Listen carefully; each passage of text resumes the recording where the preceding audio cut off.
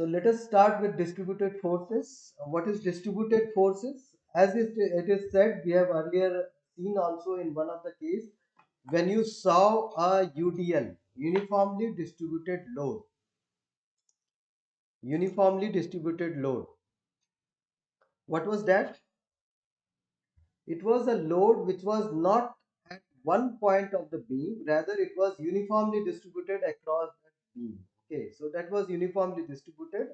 Example of uniformly distributed force. So in such case, there has to have a equivalent force. If that equivalent force will act on that, it will have the same effect as that of distributed force. So that is the reason why we want to do that, because we want to simplify our things to a single thing. You have earlier seen that handling distributed force was quite difficult though, right? Finding center of that force and handling those to do bending moment and shear force also was quite difficult. Had it been a single force, it would have been nice, right? So calculating those would have been quite trivial. Okay, so that is the reason why we want to do this. We want to simplify our things to very simpler things. Okay, because in nature, whatever that exists, they are not that trivial. Okay, most of the things are UDL, UVL, even complex, rather complex. Okay, so that is the reason why we are doing it. So here in this particular module, however, it says it is only 5 lectures, but I think it will stretch up to 6 lectures minimum.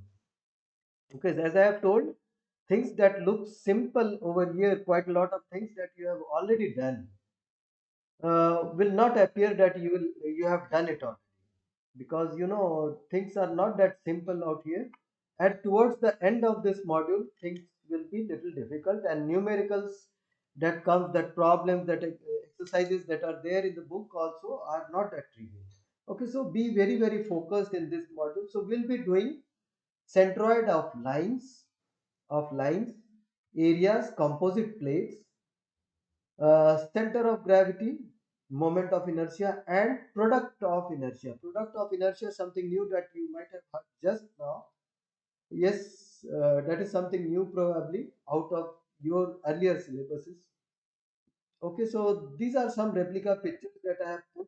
Hopefully it remains like this only. So let us see what is concentrated force. If dimension of the contact area is negligible as compared to the dimension of the body. Okay, as compared to, it is always comparative in nature. Okay, um, it may be negligible for a ball of radii 100 centimeter, but it may not be for 1 centimeter. So that is why it is relative term. Okay, the contact, yes, the contact forces may be treated as, okay, it is also to be stressed upon. It may be treated as a concentrated force acting at a particular point in that particular body. Okay, as in case of a metal sphere as shown, centroid may be situated exactly at its geometrical center. Okay, so this is one. And then distributed force, as in case, uh, representative picture again is one of our page only. Okay, so what it say shows, it is showing, yes, it is a dam. You see, the force that acts on the surface which is facing the water is gradually changing. Okay, it is directly, yes, directly proportional to the depth which is going. Okay, yes. So depth, so gradually it is increasing, and it is not just acting at a particular point, it is rather in a distributed manner throughout the surface wherever it is acting. Okay, throughout the area, not just in a straight line coming up to down. Okay, rather it is spread sideways also. So this is one example. If forces are applied over a region whose dimension is not negligible as compared to other pertinent dimensions. Okay, as in case we have seen uniformly distributed load over a beam. Okay, so this is one example when uh, first moment of inertia, moment of area is necessary to be defined. Okay, this is one of the example. These are rather the one which we have seen just now.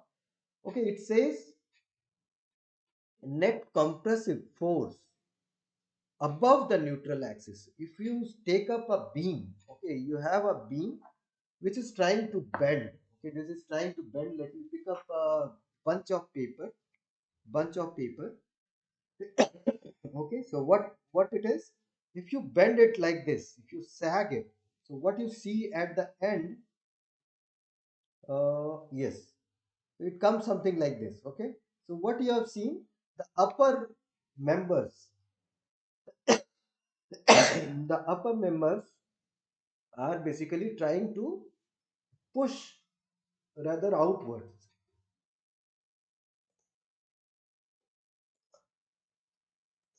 Okay, then so you see net compressive force above the neutral axis. So you have two axes. Okay, one axis, one is, see, a part of the section. If it is, just a sec, if this is a beam, okay, section of the beam, okay, beam, so you have an axis above which if at all it is trying to sag like this. Okay, so you will have a sort of compressive force on the top layer and tensile force that is acting on the this member, the member which is at the lowermost thing. Okay, that will have a tensile force, whereas that is on the top will face compressive force. Okay, and there is a place somewhere along the neutral axis, that is what is known as the neutral axis. Okay, that is at neither at tension nor at a compression. So that is what is we are trying to mean by saying it is a neutral axis. Okay, so now, so let us say you have a small elemental area in that particular face, cross sectional face. All the forces are perpendicular to that face. Okay, I assume that is perpendicular. So this is a small elemental area which is situated at a distance y from the neutral axis. Okay, so if k is the stiffness of that particular small element or the whole of the material. Okay, so k is basically the constant, okay, that is creating the force. Okay, so y into dA, y into dA is basically the y into delta A is basically the higher is the distance, higher is the force. So force is proportional to distance. Okay, that is y. Okay, so as we gradually go up, so force is proportional to distance as you go up, and it is also proportional to the area on which it is acting. So overall there has to be a constant of proportionality, and that is given by k to c. Okay, let us see. It for the time being I don't talk about its dimension or unit. Okay, because it is directly proportional, this is just the constant of proportionality that is here. Okay, so what will be force total that is acting on this? It will be integral of y dy y into dA. Clear? So far this is okay. And finally k, because it is constant of proportionality, it can be put out. So it is this. So force is equal to constant of proportionality into y dA, y into dA. dA is a small elemental area, y is the distance of that area from that neutral axis. Okay, so overall this looks like, yes, let me complete. Yes, so y dA, it looks like a moment, distance into force which is to act at a particular point. Okay, so force, because it is fetching you something which is like a force only. Okay, so this is known as first moment of area. Moment of area, it is not moment of force, it is rather moment of area. Okay, it is area which is at a distance y. So overall integral will give you something like this. This is a special term which is introduced to handle something like a dam case just now you have seen. Okay, a dam which you have seen just now. So in order to handle such situation, you have defined a special term which is called as moment of any area. Okay, for laminar case, for laminar case, it is used to calculate the centroid of that area as well. So moment of an area divided by total area will give you what? Centroid of that sectional area that you can see here. Yes. Okay, so it is this area we are talking about, combined area. Okay, so it is combined area that is here, total area. So it is just, you can tell it as integral dA. Okay. I'll keep muting you all. Don't worry. So this is what is centroid. So Qx was moment of area. Okay, taking neutral axis about x-axis. So that is why it is Qx. There is a neutral axis about y-axis also. That is, if you try to bend it like this, okay, other orthogonal axis, you try to bend it about y-axis. Okay, in that case, it will be something like this. And there is a similar thing that will appear, that is known as Qy. So what will be Qy? Qy will be integral of x dA. Okay, so all the distances of area from y-axis, that is the y neutral axis along this axis, will appear over here. Okay, and that will fetch you directly Qy. Okay, so Qy is x bar times of A. X bar is distance of centroid from neutral axis, that is along y-axis. Okay, so these are the two important terminologies that we'll use from now on, that is known as first moment of area, and that we'll use for different reasons. Okay, we'll see in different problems also later on. Okay, so what exactly is center of mass again? I know you all know this quite well, but again, just to recapitulate. Yes, please.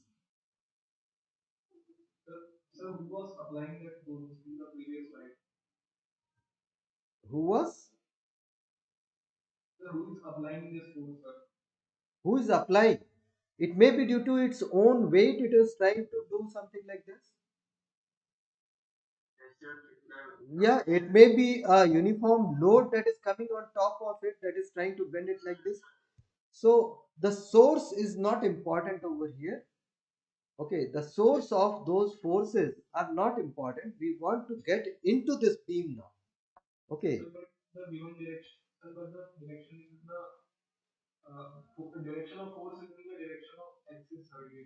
Yes, it is. It is not direction of axis. Is you can define the axis of your own.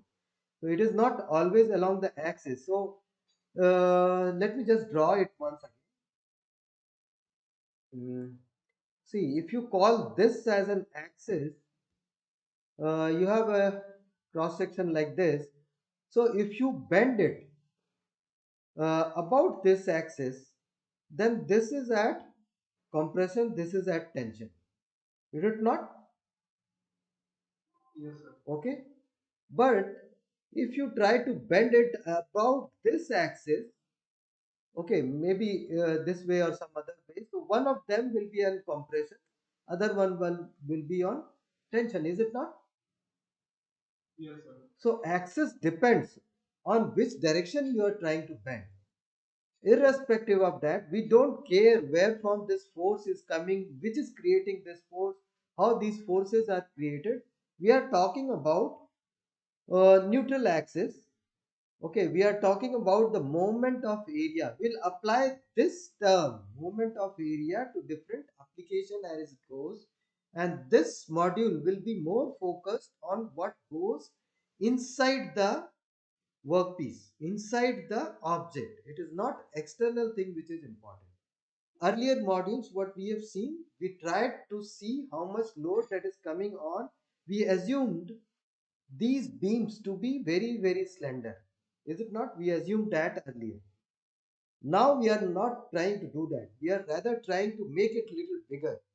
Okay, these beams the cross section of this is not negligible as compared to other dimensions. In this case, you cannot ignore these distances which are very, very small sometimes. Okay, so that is the reason we want to understand the internal forces which are there within the beam. Okay, so that is the reason this particular module has evolved. Okay, so that is why this moment of area will be using. So this is an additional term. Let us move ahead and see where it is going to be applied and why we are talking about this. So hope you have understood Qmax and Qy so far. Yes, sir.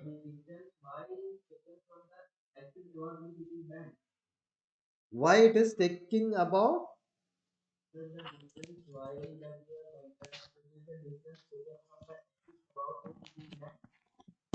No, it is not about the axis which is bent. It is taken about the, see, there are two axes. Okay, first axis is about which it is bent. Okay, we are not taking about that. So if at all you have an object which is bent like this, so axis of bending maybe is something like this. Okay, but neutral axis lies somewhere in sectional area. Okay, got it. So I assume the beam which is shown here, this is straight beam. It has bent something like this. Got it. So axis about which it is bent in something like this. Okay. So axis of bending is x axis, to let us say. Then neutral axis is not exactly the axis where it is bent. Got it. It is not always true. They don't overlap. Yes. Okay. So they don't overlap all the time. Okay. It depends on cross sectional area how it is shaped. Okay. It is not geometrical axis of the shape also all the time. Okay. It depends on the cross sectional area, that also we'll calculate. For the time being, if if if this is the axis where about which we are bending, okay, if it is symmetrical, it will pass through like this. So if it is like this, if it is symmetrical, so it will be symmetrically placed and you can take distance from that axis itself. Okay, and that may be neutral axis passing through the geometrical axis also. Okay, so the hope you have got it now. Okay, maybe this shape is not like this. Okay, this shape may be a triangular. Okay, then the case may be different. Centroidal axis will be somewhere over here, 1/3 from the top. Okay, whereas neutral axis may be somewhere else. Okay, we'll see, we'll see. Will derive that also. Okay, so hope you got this so far. Even if you are not, we are supposed to move now. Hope you will understand later on as we move on. Okay, can we move? Okay, please. If we'll stick to a slide, we'll keep on sticking. So let us move. So center of mass, I assumed that most of the things are already known to you. So let us move little faster so that we can cover little more. So anyway, so this is center of mass again. It is distribution of mass in space. Space here is not in 2D, it is in 3D. Okay, all 3 dimension it is distributed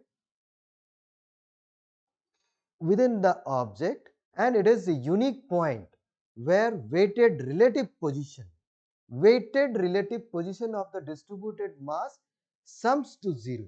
It is a distributed mass. I am not even assuming that density is uniform. So that is why it is weighted relative position of distributed mass. So each mass can have its own weight. Okay, so that is what why it is stated so clearly over here. This equivalent point may be considered to model the object to demonstrate its physical behavior. That is where we are more concerned about. Okay, physical behavior. So we need not to focus on whole of the body and consider all the weight. Rather, we can focus just at the point which is equivalent to whole of this weight. Okay, mass. So that is why this term is there, and you already have used it quite a lot of time earlier. We'll use it further. Okay, the center of mass G is located at G and pebbles aligned to the line of action of the gravitational force so as to generate a zero moment at the point of suspension. Okay, this is, if this supposedly is your center of mass of whole of this uniformly distributed mass probably. Okay, so this will vertically lie directly below the point of suspension, is it not? Otherwise it will create moment. So it can be stable at any orientation. If you rotate it like this, it can be like this, it can be like this. Okay, any orientation you put it, it will remain there because it is not creating any moment. Okay, so this is just an example why this is so important. And centroid, geometrical center of the shape, geometrical center of the shape is centroid. Okay, same as center of mass, it is same as center of mass if object are of is of uniform density. If density is uniform, it aligns with center of mass. Okay, it is exactly at the center of mass. Okay, hope you got it. This is quite simple. So let us move ahead. Again, there is another term which is principal moments, principle of moments. Okay, so determination of center of mass and centroid of a three-dimensional solid object, or a volume. Okay, so principle of moments will use to find it out. Again, something that we have used just now, we'll use it here as well. Okay, moment of resultant gravitational force W about any axis equals sum of moments about same axis of the gravitational forces W dW acting on all particles treated as infinitesimal elements. Okay, what it says, what is W? Whole of the W. Okay, so that is nothing but integral of dW, small elemental pieces, if it is there, is spread all around. Okay, so that is W. Okay, yes, point mass. So if it is dispersed evenly, we can always say integral of x dW. That is, if you take this is what? This is moment of all the elemental infinitesimal elements about taken about, this is distance x, that means either it is about x axis, oh sorry, y axis or z axis. Okay, y axis or z axis, both combined can be like this. Okay, so x bar times of whole of the W. X bar is what? It is the distance of centroid. Okay, distance of the centroid measured from YZ plane. YZ plane, mind it, it is in 3D, so it is a plane. Similarly, using principle of moments, you can get this also. Hope you got it. This one as well, and similarly this one. So this quickly can give you this. This is also by definition centroid you can obtain for a distributed mass system. You can directly get to this result. So this is nothing. There is nothing very special about principle of moment that we have used. Rather, this is by definition of centroid also you can obtain it. This result directly. Okay, the numerator represents the sum of moments and denominator is just the weight which is there. Okay, and product x bar W is moment of sum. Moment of sum. Sum means this is sum. Okay, it is moment of the sum. Got it? So it is moment of the sum. So sum of moments and moment of sum is different. So top numerator is sum of moments, whereas denominator rather this one x bar W is moment of the sum.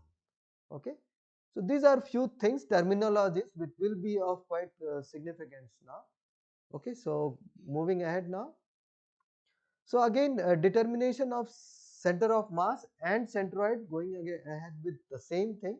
Now you can split dW to G times of dm. Dm is a small elemental mass here, not the weight. Okay, so I have split G separate. Okay, again further split it. If at all it is a uniform density thing, then you can further separate it from the volume, elemental volume dV. Okay, that is what is done.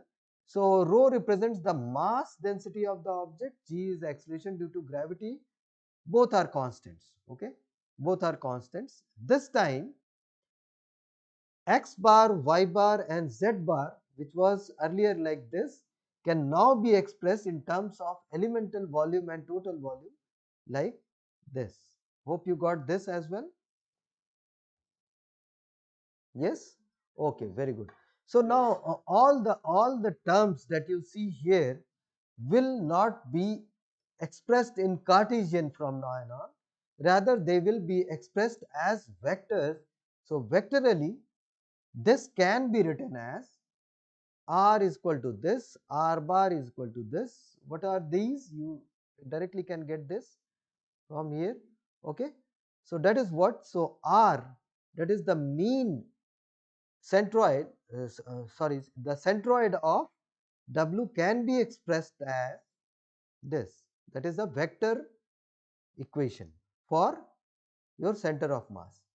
Okay, so the numerator x dV denotes the first moment of volume, first moment of volume. So we'll definitely see second moment of volume also. Where that is used, we'll see later. But for the time being, it is first moment of volume. So it is x dV. Okay, so first moment of area you have seen, first moment of volume you have seen, first moment of mass maybe you have seen also. Okay, so everything which comes with just first power of x is first moment of that. Okay, okay, so now moving ahead, there are few notes on center of gravity, center of mass and centroid also.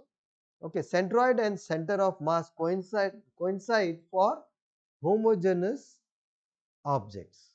That is quite trivial. Okay, that we have done just now. Okay, center of mass and center of gravity coincide if G is treated as uniform field. Hope you got this as well. G is constant. That means going from this to this, from bottom to top, it should not change.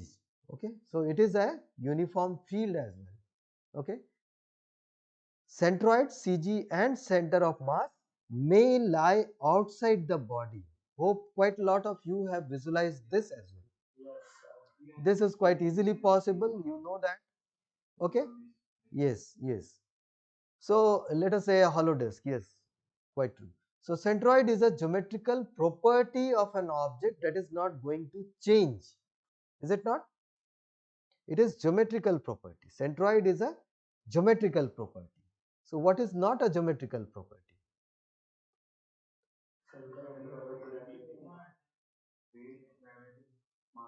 Center of mass, it is again a material property. It is the property of that material. Okay, that is again it is not going to change as long as the material is same. So again, what is not constant? Center of weight. Yes, center of gravity, because if you assume gravity as a variable field, so it may not overlap with center of gravity, center of mass or centroid. Is it not? So that may be variable. That depends on how G is varying with X or Y or Z. Okay, so that is one. So center of mass lies on the line or plane of symmetry of any homogeneous body. For example, a cone or a sphere. As for example, it is shown in this wine glass. So sagittal plane which cuts this wine glass into two equal halves. So that is the plane of symmetry. Line of symmetry is the vertical axis which is about which this whole of the object maybe has revolved and been created. Okay, if you have seen a any potter, if they are doing this job. Okay, so that is the line of symmetry about which you may assume, yes, this object was initially like this and it has revolved about this axis to be created. Okay, so that is the axis of symmetry. Okay, so note rho is function of R may not be a constant for functionally graded or heterogeneous material. Functionally graded material or heterogeneous. Heterogeneous means each and every point on that object may have a different density. Okay, functionally graded means there is a function which defines that, then it becomes a functionally graded material. Okay, so now centroid of a curve, how you will find it out? Okay, for a curvilinear, a linear and a curvilinear extrusion of uniform cross sectional area A. So the cross sectional area which is here is A and density is given as rho. Okay, so curvilinear. See, these terms are very, very technical. Okay, you should not define these in, because it may mean something else if you go away from these technical definitions. Okay, so these are very, very small and compact sentences, and from now on you should get used to this type of sentences. It is curvilinear extrusion. Extrusion means, have you ever seen extrusion, how those are done? If you have seen a saria, okay, saria, how they are made. Yeah, molten thing is pushed out of a hole and they have just solidified and been created like that. Okay, so that is or you just draw a wire and maybe, is that also an extrusion? It is also an extrusion. So cross sectional area may be for very, very long thing, maybe it may be considered as uniform as long as material keeps pouring into it. Okay, so anyway, so those are extrusion, those are the processes. Over technical here is also the same. That means uniform extrusion means area from this end to this end remains the same, and density obviously it is defined as same.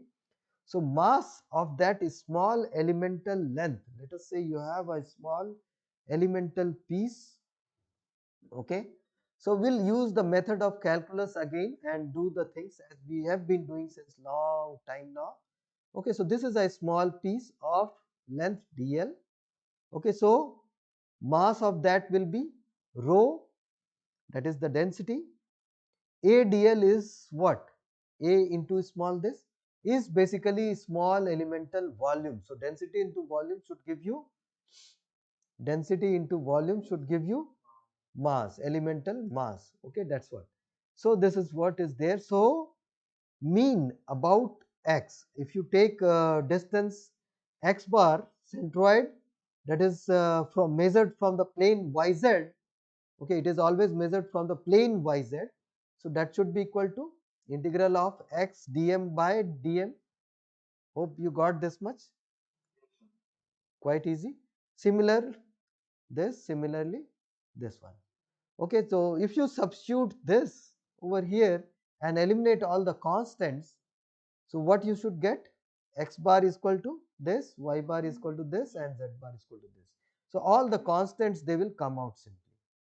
Okay, rho and a will go off. Rho and a, they are constants in the numerator and denominator, they will go away.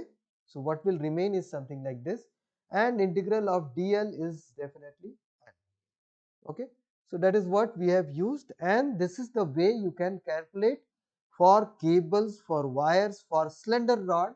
Slender rod, that means length is very, very long as compared to its cross sectional area. So anything of that kind can be called as slender. Okay, got it? So this is how you can calculate centroid of a curve rather. Okay, curve. Okay, so you saw area doesn't come into picture. Okay, so now centroid of an area like a sheet. Okay, a sheet of surface A, density rho. Okay, density rho and uniform thickness. Thickness of whole of the surface is same T. Okay, so this time dm, that is elemental mass, will be rho into dv, again a small volume, that is thickness into that elemental area, that should be your dv. Okay, so that is what is giving you dm, small elemental mass, right? So again using the same thing. Okay, distances, x, y, y, z and zx planes, those distances, how they will go? They will be something like this, is it not? So again, all the constants which were there will go cancel. Okay, that is only rho which is constant and area. Okay, rho and thickness will go away, rho and thickness, is it not? So that will go away and you will be left off with this only. So what type of material that you can handle like this? Like metal sheets, free form vehicle parts. Free form vehicle parts, any example? Car bonnet, that is the one that I have hinted you. Yes, anything else which are similar?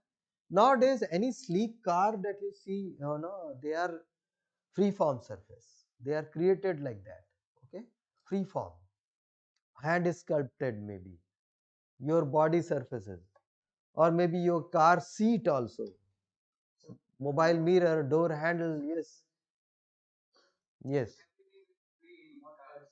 yes, very good.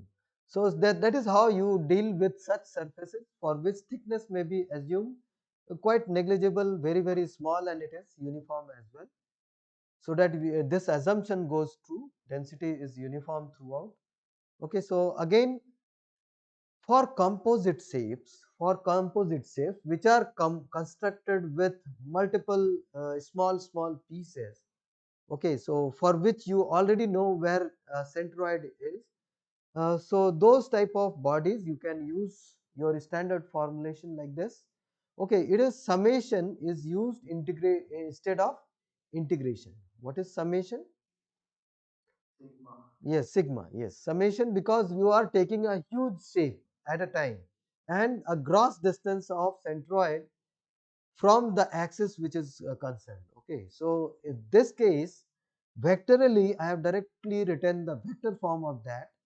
Okay, so summation of those areas. So it is A, so it will be A1 RC1 plus, so the numerator will be A2 RC2 plus A3 RC3. Is it correct? So that is what will go, and summation of all those areas, that is A1 plus A2 plus A3 will come here. So I hope you got it. This is quite trivial. Okay, so instead of taking x bar, y bar, z bar, I directly taken it as positional vector, that is R. For irregular volume also this holds true, and this time you have to consider the elemental volumes which are in a staggered manner, which is there. Okay, and this could be another example when you have a hollow spaces. Hollow spaces, this is very good example. What we do here, this is a shape which is existing. Okay, this is the shape which is present. Okay, so you take this as, let us say you have to find out centroid from one of the axes. Okay, so this time A1, because it is at the negative side of it, you have to take x1 bar as negative. Okay, again this whole piece is there, rectangular.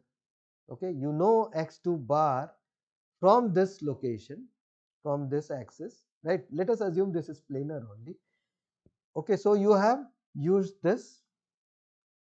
Okay, that is as if it is a complete shape, but now I know this way, this is removed from whole shape. So this time the third one that we will take, we already know where the centroid lies, x3 is known, but this time area is negative. What does this mean? That means this does not exist. This does not exist from this rectangle. So you have already considered this here. So that is deducted out here. Hope you got it. Because A2 included this area. So now doing minus A3, it has removed that area which was considered here. And again denominator, total area will be A1 plus A2 minus A3. This is what I mean by doing summation. So there are possibility, there is possibility that there can be a negative area or a negative volume also you will see. If at all you have a shape which is removed, so you can take that volume as a negative volume. Okay. So this is how you will do for composite shapes. So till here it is quite trivial. Okay. So order of preference for integration, if you are using integration technique to find out these, so how you should do it. Okay, can you go for integration any axis you feel like? Okay, why, what all things that you should keep in mind while doing integration and doing these things. Okay, so order of element, prefer first order differential element over higher orders.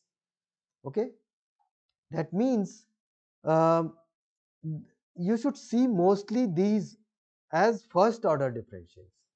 Okay, single integration would cover the entire figure. Okay, you should not see something like this, dy and dx both are appearing and you are doing double integral and finally doing it. Okay, so this is one of the example where you could have done wrong that way. Okay, if I take about this axis, I can quickly do integration just by doing elemental change in this direction, is it not? So that way I'll use just dy as an element. Okay, so taking that as an axis is quite okay and easy to integrate later on. Let us say, let me just put another example where it is not the case. So I could have done this way also. I have taken a small area and rather I have integrated this to find out whole of the area. This also is the case when I can find out the area. So dx and dy integrate in both the directions and get the area. So this should not be done. This is just an example. I don't know who can do this. Okay, but yes, this is one of the easiest way that you should follow. Okay. Now this is in case of volume, again same thing. Okay, integrating it this way to find out volume is more easy, is it not? Finding the volume of this, having an elemental change this direction is easy. Okay, so that you can linearly get the radii at different locations. Okay, and you can integrate it going from bottom to top or top to bottom, however you feel like. Okay, so that is how you can calculate volume, and you could have done this way, or maybe you could have doing it in a polar way. Polar way, if you can think of, if this is the, oh sorry, if this is the axis, you may take a small triangle and integrate it like this. Okay, that also is doable.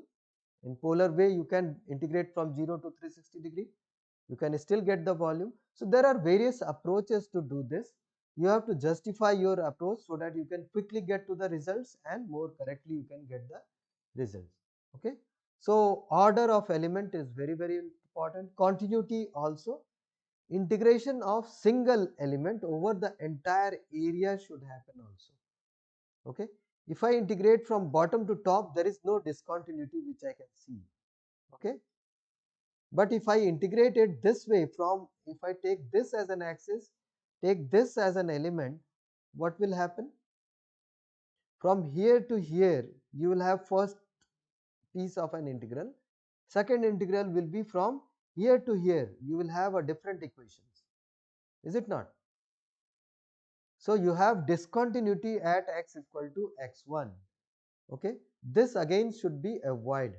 Okay, so these are some of the tips that you can keep in mind. And discarding higher order terms, discarding higher order terms, limits remain complete without eliminating dy. So over here you need not to cover this area also while you do it. Okay, so area under the curve 1 by 2 dx dy is always ignored. You have to remember this, is it not? When we were integrating, we never considered this area, is it not? Yes. That automatically takes care of if the surface is convex or concave. If the surface is something like this, so that triangle automatically is taken care of at times. Okay. Okay.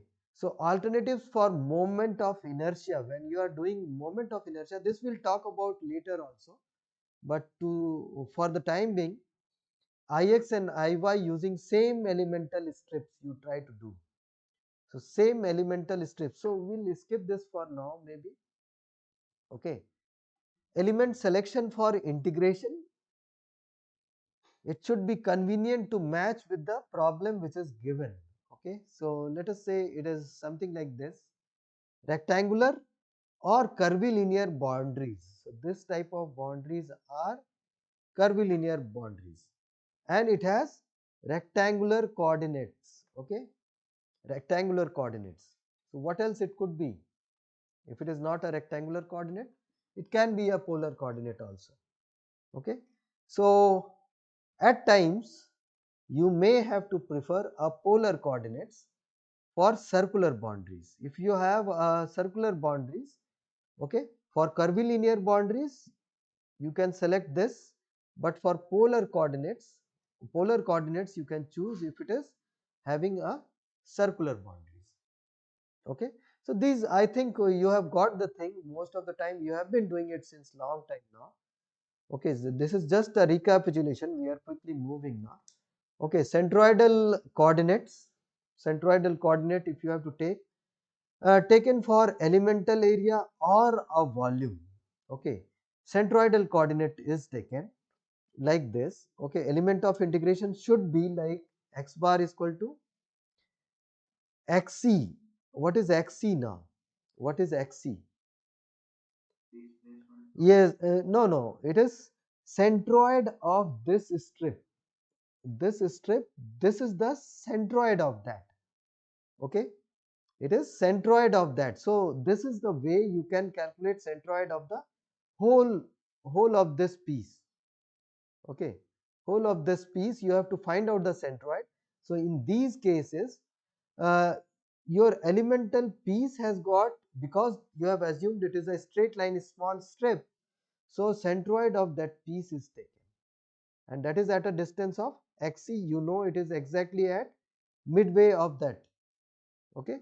So centroid of that, if it is uniform, it is exactly in the midway, otherwise not. So it is x bar dA. So if you consider like this, you can do it in just one integral. Okay, x bar dA upon complete area should give you x bar. Same with y and z, is it not? So centroid of element is considered while calculating centroid of the whole piece. Okay,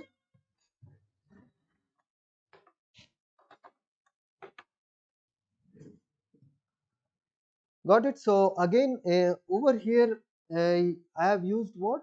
Centroid of this small piece that is assumed. This is a cut section of a disc maybe. Okay, so if you already know the centroid of this, centroid of the volume can again be done like this. Quite easy again.